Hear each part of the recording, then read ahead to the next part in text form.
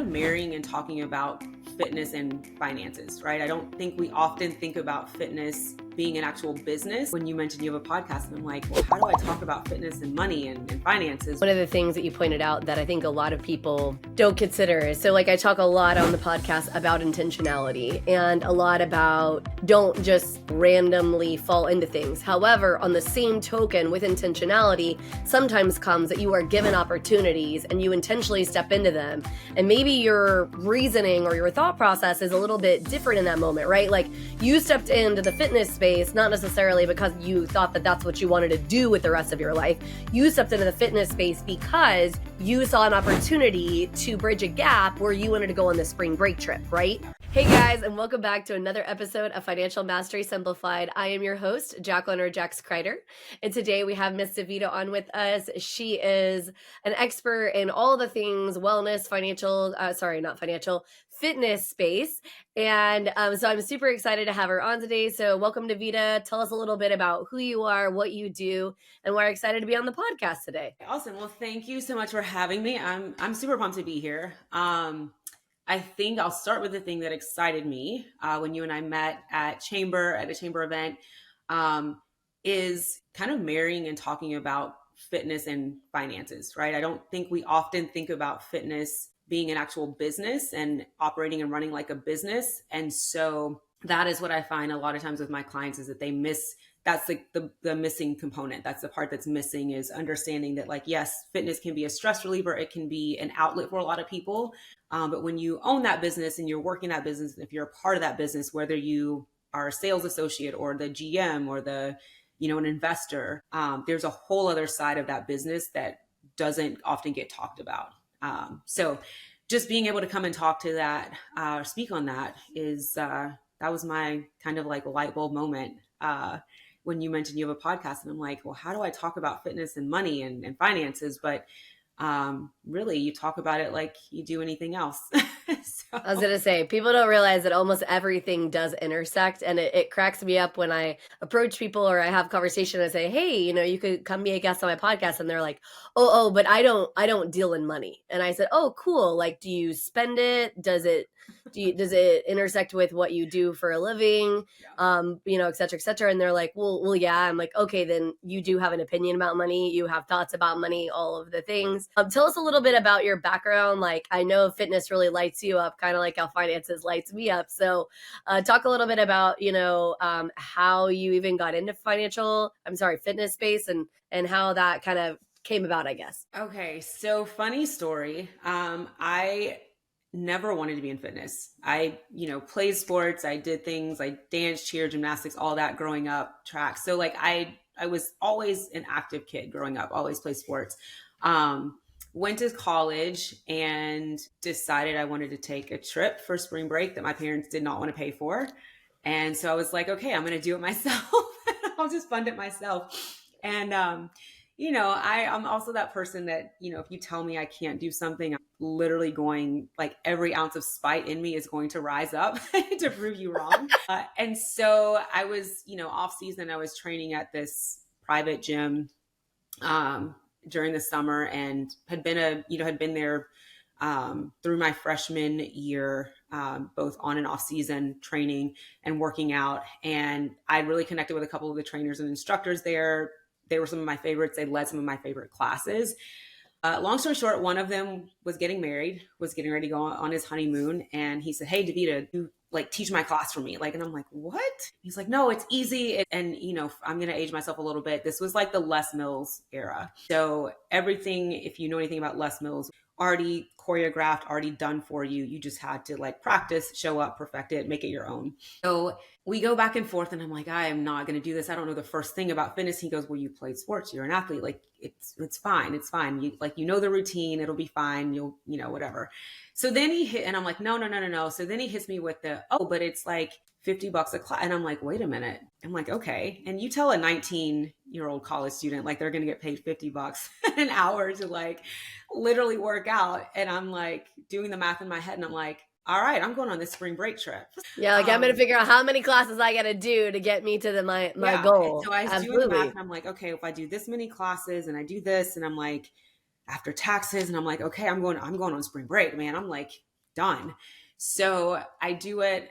The 2 weeks pass, and the owner pulls me aside one day as I'm leaving. I'm like, oh my God, I'm going to get kicked out. Because keep in mind, at this point, I have no certification. I really have no experience other than just taking these classes and like no insurance. And I'm probably violating every rule in the book. But he pulls me aside and he says, hey, we've got some member feedback.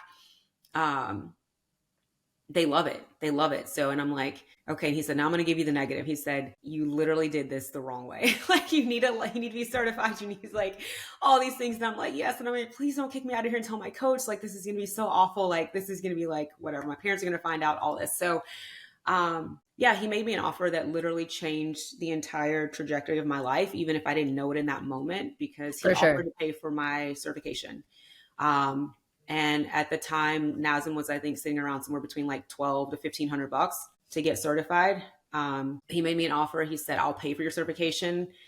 And I said, well, what's the catch? And he said, well, the catch is you still got another 4 years of eligibility with school, with sports. And so he said, work for me there. He said, I'll still pay you.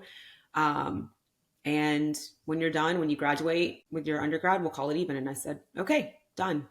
And so what that did was set me up on this path that I didn't even know that I wanted, that I didn't even know would land me where I am now. And it's been 23 years. I mean, this has been more than half my life, right? That I've been in this business. And so, from that, finished that, after graduate school, decided to open my own, business. I had a business partner. I used to compete with his wife, and that's how, we initially met. And so he had somebody that backed out and said, hey, I need another, I need a business partner. I need a counterpart. Are you interested? And I'm like, I don't know the first thing about business. I have a degree in marketing. I don't even know, but I knew certain aspects of business. I just didn't know all of it. And so I took a leap. I took, money out of savings and money that I would have paid for school had I not had a full ride. And so, I made an investment in myself and that business, and it paid off. I mean, and I've, from that time on, I've shifted from being an owner, bought myself out, decided to get into the consulting space after a while, and have been consulting and working for different brands like Orange Theory, private brands, one-off brands. I've worked with Equinox, Lifetime, and just really just honed in on my skill set and perfected my craft and found a way to marry my degree and what I think was an underlying passion that I didn't really know or tap into.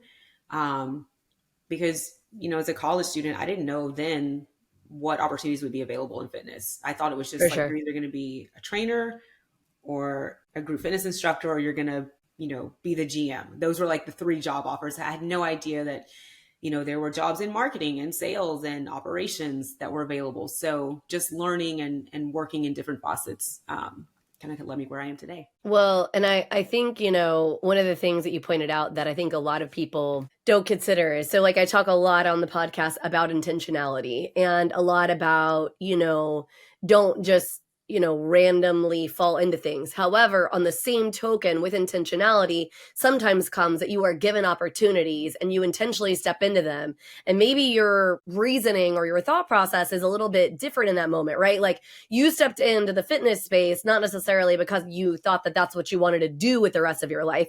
You stepped into the fitness space because you saw an opportunity to bridge a gap where you wanted to go on the spring break trip, right? Yeah. But then the intentionality stayed when you kind of realize, oh, wow, okay, well, maybe this is a good place for me to be, right? And so sometimes I think people think intentionality means that you have to have your life planned out, that you need to like be 18 years old and you need to say, okay, great, I'm going to go get this degree, and then I'm going to go do this job, and then I'm going to get married at this stage, and I'm going to have, 2.5 children or whatever, and the white picket fence. And I think that's what they mistake intentionality and, financial independence, like, stepping into all that space as that. And instead, it's a lot more about alignment. And when things are presented to you, you saying yes because they're in alignment with what you're looking for and in the stage of your life, or you saying no because you're like, well, maybe this isn't where we're supposed to be. Or for instance, let's talk,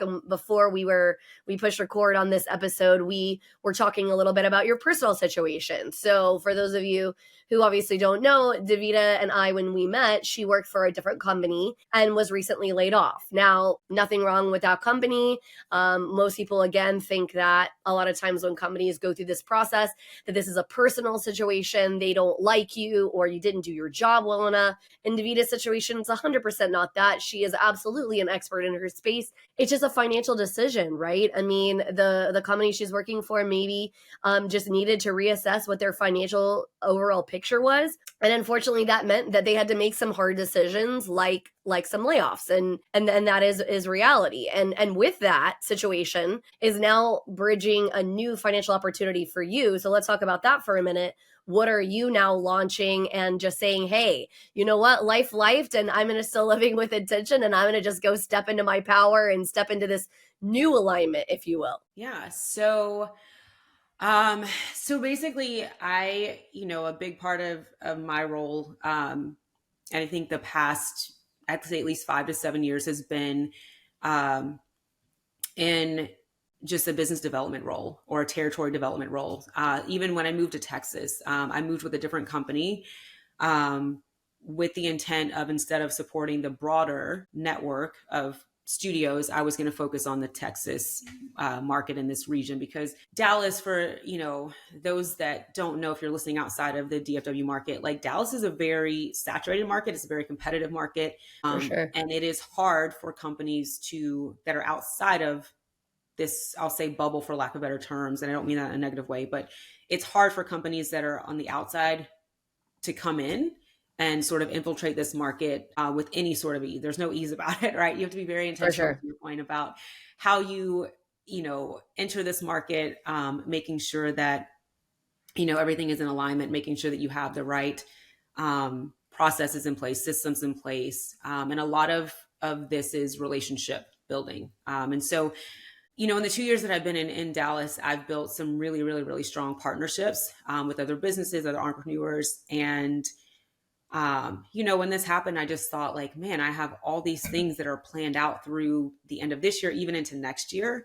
And in some respects, like, a lot of these partners were relying on those events, those connections, to sort of fuel their business. And for me, that was the hardest part. I was like, I can find another job, no big deal. But for me, it was anytime that I'm in a situation where someone is reliant on me for anything, whether that be personal, professional, whatever, it's always a gut punch to me when I can't deliver on that. And For sure. so, I immediately, I think within 24, 48 hours, I was on the phone with my mentors, my business advisors, and I was like, hey, I have this idea. How do I continue to connect and keep these relationships going, but not have it rely on being attached to a certain business or a certain brand?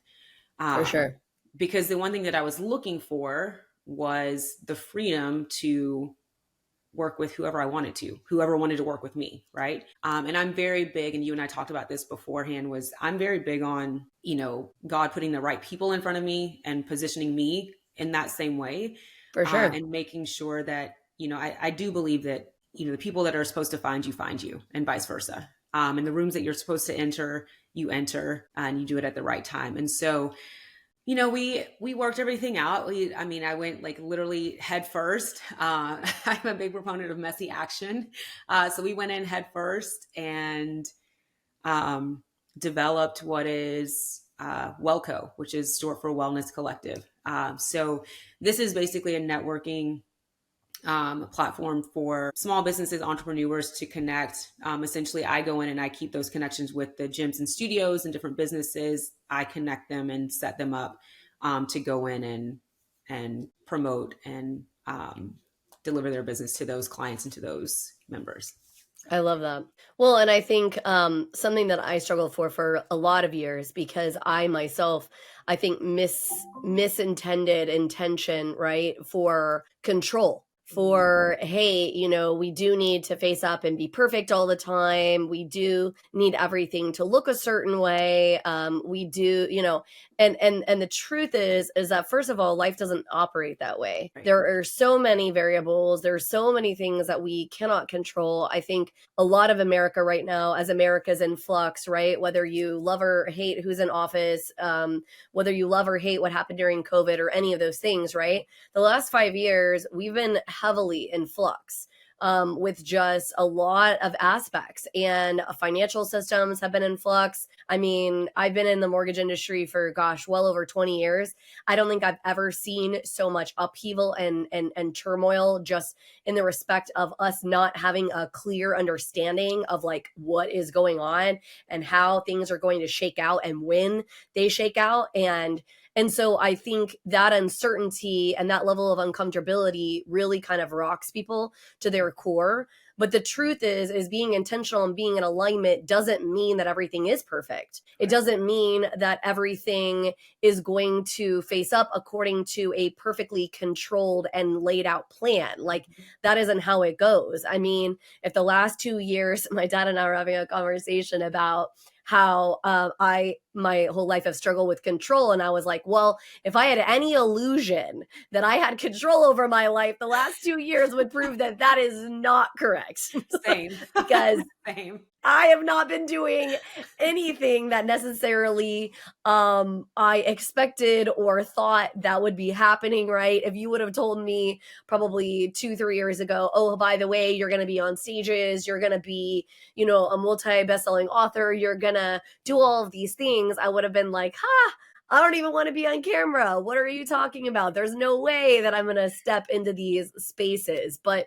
the truth is that sometimes you're right. It's messy action. Like, something happens and it upheaves your life, and you now have to just continue to stay true to yourself, stay true to alignment, stay true to intention, stay true to what you're being asked of, right?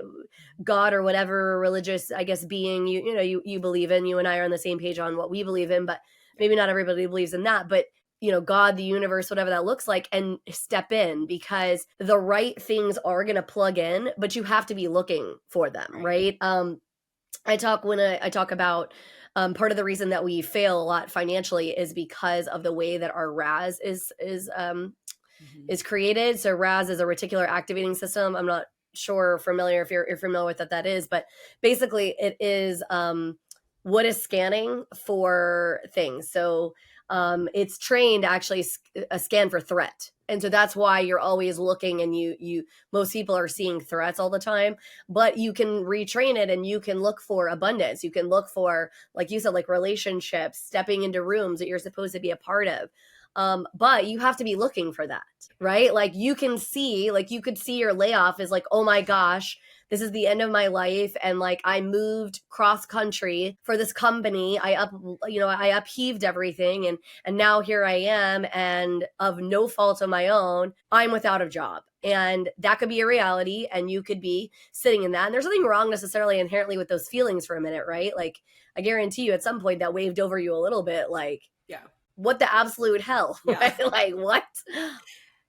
But when the dust settles, what are we searching for, right? Like, where are we looking? You are looking for opportunity. You are seeing some alignment and some things you were already considering doing, right? That you were already, and you just said, okay, great, I'm just going to take some messy action. And I love that, because I think more than anything, people who are listening need to know that, because it's happening a lot right now. I'm constantly seeing in moms groups, I got laid off. Our income got cut or whatever, right? Something horrific in their financial realm and world is happening, and they're just allowing it to just decimate their life, as opposed to realizing that, yes, it is probably going to be a setback, but it doesn't have to be. And it could be a pathway to something way greater than you could ever possibly imagine. Yeah. No, I agree. Stay tuned. We'll be back right after this message from our sponsors. Imagine having the power to control your financial destiny, no matter where you start. Welcome to the Financial Mastery Simplified course and resource platform, where financial education is tailored to your unique journey. We cover everything you need, from basic budgeting and saving strategies to advanced investing and retirement planning. Learn at your own pace with lessons that match your level of experience. Whether you're a beginner or looking to enhance your financial knowledge, join our community of learners and benefit from shared insights and expert guidance. The Financial Mastery Simplified course and resource platform equips you with the skills and confidence to take charge of your financial future. Ready to master your finances? Enroll in our courses today at the Financial Mastery Simplified course and resource platform. Start your path to financial independence now.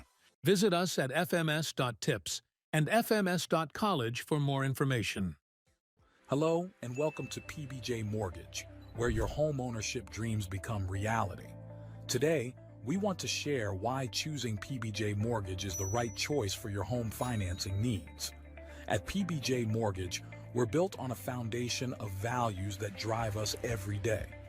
Our commitment to educate, empathize, and empower our clients sets us apart in the mortgage industry. Our clients are at the heart of everything we do, and their success stories speak volumes. With years of experience, our team possesses in-depth knowledge of the mortgage programs, ensuring you receive expert guidance and the best possible rates. We offer a diverse range of loan options to suit your unique needs, including conventional, FHA, VA, and more. No matter your situation, we've got a solution. At PBJ Mortgage, we pride ourselves on providing personalized service. Our dedicated loan officers are here to guide you every step of the way, making the process as smooth as making a peanut butter and jelly sandwich. We understand that time is of the essence, which is why we've streamlined our processes for efficiency and convenience. Transparency and clear communication are paramount. You'll always know where you stand throughout your mortgage journey. Reach out to us today to set up a call to discover your options. If you're ready to make your home ownership dreams a reality, contact PBJ Mortgage today. Let us empower you during this exciting journey. Phone number 4-693-733-107 www.pbjteam.com. Visit our website or give us a call to get started. We look forward to helping you secure your future home. PBJ Mortgage, where home begins. Thanks for your patience. I mean, there's pivotal moments like that I can think back on that really shifted my focus and attention to where it needed to be, right? And the thing that, that I was supposed to do and that I've, have been kind of called in position, not kind of, just been called in position to do.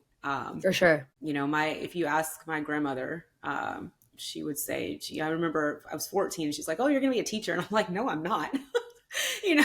And no shade to educators, but for me, I was just like, I had a very singular one track, thought process around what that term meant and what it looked like. Right. And I was thinking, for sure, I don't want to go in and teach a bunch of third graders. Like, that's just not and again, like, I grew up in a house full of educators. Like, my grandmother had a doctorate in education and she did amazing things for community, for the, school board, for things like that. But for me, I was just like, that's not what I want to do. Like, if you had told me, honestly, in college, even in that moment of, that studio owner saying, "Hey, I'm going to pay for your certification," he had no idea what he was investing in, right? It's just that he saw something in me and decided he was going to plant a seed. Now, whether or not that, took root or developed into anything that I'm doing now, he didn't know that, but it was an investment and it was a risk that he was willing to take in me.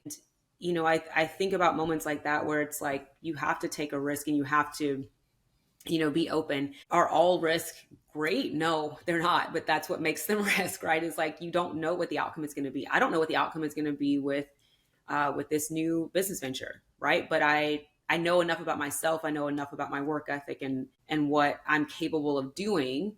And I trust myself and believe in myself enough to at least give it a shot. And if it fails, at least I can look back and say, you know what, I tried it. Maybe maybe I'll get to a point where I have to go back and pivot and tweak some things. But, I think about all of the big opportunities I had came on the heels of some sort of shift or some sort of upheaval that I wasn't expecting. And to your point, life doesn't work and say, are you ready for this upheaval yet? Are you ready for this thing to like completely disrupt your Never. entire life?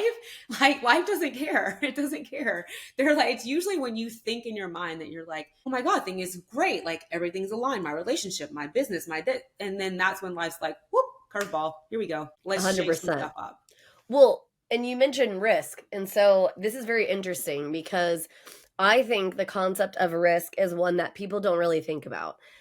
In my personal opinion, everything is risk, right? Action or inaction. Either way, you are actually taking risk, right? Like one doesn't feel like risk, but there is the yin and the yang to literally every decision you make. And I talk to my girls about this all the time because the truth is that we get to make choices and we get to have consequences of those choices, and the consequences are good or bad. Potentially both, just depending on like what choice it is we're making. And so when people talk about risk, they a lot of times assess it with this negative connotation, like, oof, taking a risk. But the truth is that you are dealing in risk all the time, right? And it's because we're human and we're not perfect and we're interacting and intersecting with all of these other people all the time. And so that is in turn where risk comes into play. I mean, it's like relational risk, right? So you start dating somebody, you're taking a risk that you could fall in love with them, and you're taking a risk that they're going to be the person you thought or they faced up to be, right? That the decisions that you made. You're also taking the risk that they could be a complete loser and this was the worst relationship you ever ended up in, right? I mean, and so it's like when I got divorced, people were surprised that I didn't just, crucify him because of some of the crazy, horrible things that had happened in our relationship. And I said, look, I don't think that the decision was a bad one. Maybe I didn't make it as much eyes wide open as I should have. Maybe, I should have seen some of the different things or whatever. But like me beating myself up about a decision that was made is like not gonna help. And I took a risk, and the risk unfortunately didn't pay off in the way that I hoped. But that is life. And so it's just an interesting intersect. And so financial risk, I mean, people say right now, because and I think I shared briefly with you the crazy situation with my house that has created giant financial strain in my life at this moment. And so a lot of people in my world and in my space are like, well, you guys took a bad risk. No, truthfully, we did not take a bad risk. We took a very knowing risk, a calculated risk. Did some things happen in life that kind of blew up and created turmoil and this entire situation?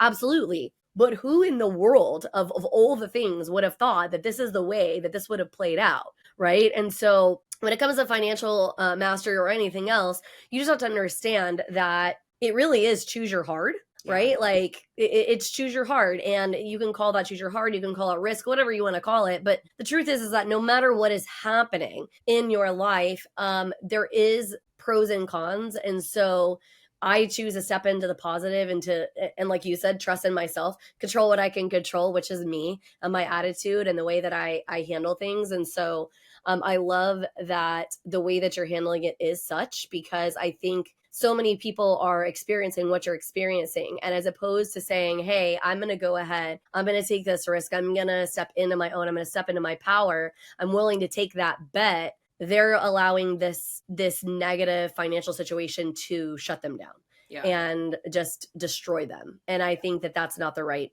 place. Yeah. I mean, I think like, I talk to my spouse about this all the time. Like he and I are always, we have these very real and very raw conversations about like relationships and like if things don't, to your point, if they don't work out or, and a lot of people will look at that and say like, oh, I just wasted like all this. I mean, I could look at like my transition into Texas has not been easy. I mean, I'm still waiting for like shit to settle and like balance out. But, I could easily look back and there have been moments when I've looked back in frustration and be like, why did I pick up my life and move halfway across the country away from my family? Like to your point, I took a risk, right? Because the reward for me was getting to do something and step into something that I really wanted to, focus in on, and shift into in a bigger capacity. We can look at that, whether it be business or personal relationships, and say like, okay, like if the marriage doesn't work out, the relationship doesn't work out, God, I wasted 5 years, I wasted 10 years. I'm like, you could look at that and say that, or the unpopular opinion is to say, like, how much did I grow in those 10 years? What did I learn about myself in Absolutely. those 10 years? What did I learn about that person in those 10 years? Right. You can always find a negative. Right. And even in my current situation, like, I can find all the negatives. Right. I could go back and be like, God, I knew, like, I shouldn't have moved here. This was, like, I can go down that rabbit hole, or I can just say, you know what, shit happens. I've worked with businesses, I've worked with companies and studios that, are facing situations like this. And I understand, right? Does it suck? Yes, it does not. I'm not going to sit here and be like, oh, light and love, and this is the great. No, it's not. It sucks. And especially to your point right now, when there's so much uncertainty in the job market, in the financial market, like, it sucks. But at the same time, I have to go back to my belief system and just really tap into, like, my faith, and just say, okay, everything works out for a reason. Everything happens for a reason. I've been here before. I've been in uncomfortable situations before, and I've been okay, right? It may not have worked out the way that I wanted to. It may not have, happened in the quote unquote perfect time, but, like, it's been fine, right? I've been fine. Will I have to make some adjustments? Yes. Right. But there's an easy way to say, like, it's all negative, or I can look back and say, well, here's what I learned from this. Here's how I can better prepare myself, as I step into this next thing. For sure. Well, and like you said, I mean, what I'm hearing you say is that you are choosing to walk down the path, with your intentionality and alignment, and you're not going to allow it to destroy, right? Like the things that you've built. And I think that is where people think is, again, they're so focused on living a blueprint that somebody created for them or said they should live their life by, right? Like, here's the checklist, and it's the only checklist that you should live your life by. And whether that's society that created it for you, or your friends, or your family, or whoever it is, the truth is that none of them are living your life, and none of them know what your intention is and what your alignment should be, or what that looks like. Like, it absolutely drives me completely batty, because I'm in 8 million different groups, moms groups, all kinds of groups, whatever. And somebody will ask for some advice, and everybody wants to give their 2 cents, exactly how they should handle the situation. And I'm always stepping back and saying to them, hey, first of all, we don't know all the facts. Like, we have no idea. Like, you gave us this little bitty fact pattern, and that's fine. Like, you did give us some information, but I mean, that's not nearly enough to be able to help you make, like, a life altering decision, because that's usually what they're asking, right? And moms groups are asking life altering decisions. Like, should I break up with this person? Should I quit this job? And I want to be like, you're asking random strangers, first of all. And then number 2, you already contain the power within yourself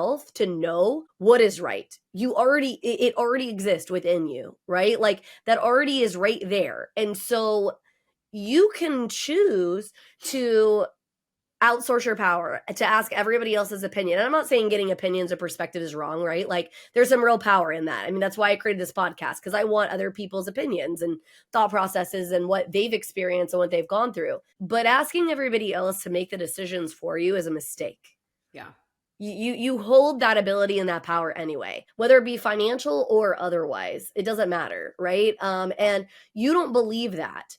I know you don't, because I have had so many people that I get in conversations with, and I'm like, man, you are powerful beyond measure. Like, how can you not see it? Because that is actually my unique gift, is I see potential, and I see what you can be if you just choose to step into yourself.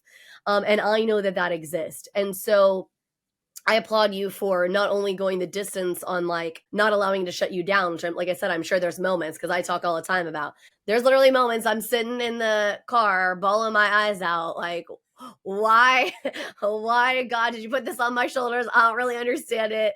It does not feel nice. I do not like it. But I mean, again, the person, if you were to look back at the person I was 2 years ago to the person that I am now, that uncomfortableness has stretched me and has allowed me to help other people, has allowed me to have more of a voice and speak into some of the uncomfortable things that other people are experiencing and going through. And I think that intersect, and I think this goes to fitness too, right? Like, all of these things, they are all intersecting as one. And when you kind of shut that down and say, oh no, this doesn't fit in the checklist, it's going to set you up for failure, baby. I'm just saying. I mean, I'm like you. Like, I've had I call them bathroom floor moments, which is like, Ugly nobody, like crying. the one place you're never going to sit. I don't care whose bathroom it is. I don't care how much you clean it. Like nobody wants to have that bathroom floor moment where you're just like curled up in a fetal position, like bawling your eyes out and like, having the ugly, like Halle Berry's at the Oscar cry. Like nobody wants to do that. But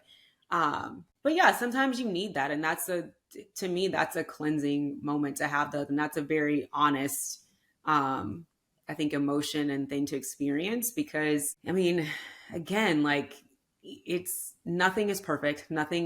We can have the best laid plan and life will just look and be like, oh, let me get in here and like really just start shaking some stuff up. And you've got to be able to navigate that. And you've got to be honest with yourself about, how you're handling that. Yeah, for sure. Well, we didn't end up talking as much about fitness, although I will throw in that I think fitness specifically is a lot more tied to money than people think because a lot of how you feel about yourself and in your body and that goes in again to mentality, which is super tied to money, right? Like how you're thinking and how you're operating. And all of that is at the intersect of, are you exercising, whatever. And I know it because I'm a horrible exerciser. I am not the person. I'm very sedimentary in this respect. And sometimes I have to tell myself, get up, get off of your desk, go take a walk, right? Go do that thing or whatever. And as you've proven, a lot of times people don't think that you can make money or that's even a thing in fitness. And there's plenty of money to be made there. Listen, I think about it and I always, I'm like, God, at some point, like I'm probably going to be in like blacklisted from the fitness world, but like for saying this, but like it is because it's something that is a little controversial, but I will stand 10 toes down on this because I have like 20 plus years of experience that, says and confirms this. Like it's not said out loud and it's not spoken about enough, but I'm in an industry that like, yes, there's money to be made, but you have to fight for that and you have to be in it for the long haul. It's not a quick fix. It's not a like, I'm going to get in, cash in $100 million and like step out. Like I'm in an industry that pays and often, treats talent like it's a disposable commodity, right? They're paid, per class, per session rate that annually I think hovers around or under what's considered a living wage, right? So I think if you take a living wage, depending on your region, you're looking at about 45 to 47,000 a year, right? In many areas across the country. So, you take that, you're also classifying that person as an I-9 employee, which means they don't qualify for healthcare or benefits. So, and imagine the irony of being in a fitness or wellness company and not offering a standard, for your team members, right? It's crazy, but you don't get sick days, you don't get FMLA or any access to the things that you need to actually live well, right? So you pay this, kind of BS wage, you slap a non-compete in front of, they slap that in front of you, and that kind of prohibits you from working anywhere else to make up the difference in pay, right? And so I know, someone out there saying, oh, if it's so bad, then why you do it? Well, the reality is that people that fill these roles are wired to serve. They're not wired to like make money. That's not their driving force. And yes, we're not naive and we don't think that you need money to survive and pay your bills, but there's something ingrained in us that just wants to see the people that are in front of us and around us to live better and become the best version of themselves, right? And even if that means putting our own needs and our own health aside, we're willing to do that, right? Money isn't the thing that motivates or drives us, but that doesn't mean that we don't want to earn a decent living, right? And so, I mentioned to you beforehand, I've spent the back half of my career, probably the last 5 or 7 years, working with not just coaches, but trainers and franchise owners as well. The franchise space is blowing up. And we saw that with the onset of, I think Orange Theory was really kind of the standard that took that franchise model and blew it up and kind of set the stage for every other, brand that you see. But it's educating them and consulting with them on how to build a team that will then allow you to build and scale your business in a way that is sustainable and that's built for longevity, not just the next 3 to 5 years, right? So you think about it, no one goes into business to fail, right? For sure. You and I have had our own business. Like, we didn't go into this and saying, hey, you know what? I'm going to invest 400K into a business and franchise and say, well, you know what? I really hope this thing goes under in 2 years. I hope I ruin the livelihood of everyone on my team and under, like no one does that. Right. For So sure. to your point, everything intersects with money, right? Whether you're an I-9 or W-2, whatever the thing is, right? You go into this thinking like, I do need to make a living. I need to make an income. But in this particular space, in my space, like it's still something that I am trying to advocate for, especially when it comes to trainers and instructors, because it's a lot of time. And if you look at the time versus the payout, it doesn't always align. For sure. Well, I mean, I think a lot of times people, again, when they are going through it or whatever, and this is where, again, I'm going to go back to intentionality and alignment, because what happens is a lot of people think that you can go in, and there are some industries like mine, when we have like refi booms or tons of purchases or whatever, you see a lot of people hop in to our space to try to make a quick buck. And you can kind of sort of do that for a short window of time. But the truth is again, with any industry, with anything, almost nothing is quick fix, right? Like, and if it is, you're going to make a little bit of money, but it's not going to be sustainable. So maybe you get, your little bit of money. And if that's what you need to kind of go to the next bucket or whatever, so to speak, then okay, great. But as a general rule, I mean, any industry I've learned over the course of time isn't like quick fix. Right? There really is no such thing.